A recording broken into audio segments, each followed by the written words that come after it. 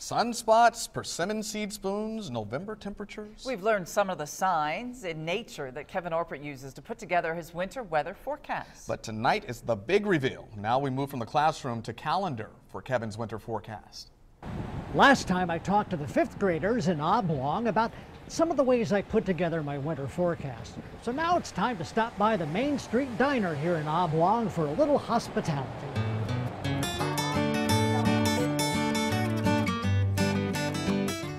Hey Kevin, I was just wondering, what do you think December's going to be like? Well, I'm just working on December right now, so here's what I think. We'll begin the month relatively mild, not too bad. But as we're not too far into the month, let's say around the 3rd or so, could have some rain coming in, and then turning colder about the 4th of December.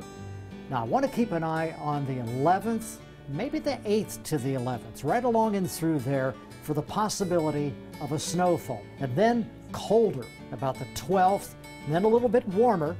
Along the 18th to the 20th of December, we could get some rain. And then the 22nd to the 24th, it gets colder. In my belief right now, what I'm looking at, I think we're going to have a white Christmas.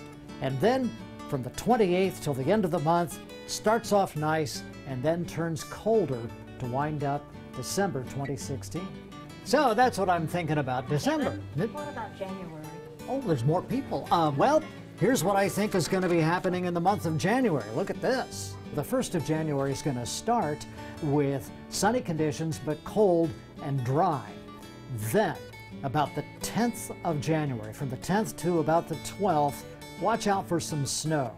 After that, along about the 12th of January, it's going to get cold. That is cold snap number 1. Keep track of the numbers here. January 15th through the 20th, a little bit warmer. We're going to have some rain, and then that rain changes to snow as we have cold snap number 2. Cold snap number 2 for the winter, I believe, will be around January 20th to the 23rd. And then we wind up the month of January really cold, 23rd to the 26th. We're talking about cold temps, single digits, if not hovering around 0. So that's basically what I'm thinking about January. Oh, what about February? February. Well, February, it's still going to be cold. Average temperature, I believe, is going to be below average, but the precipitation will continue to be above average.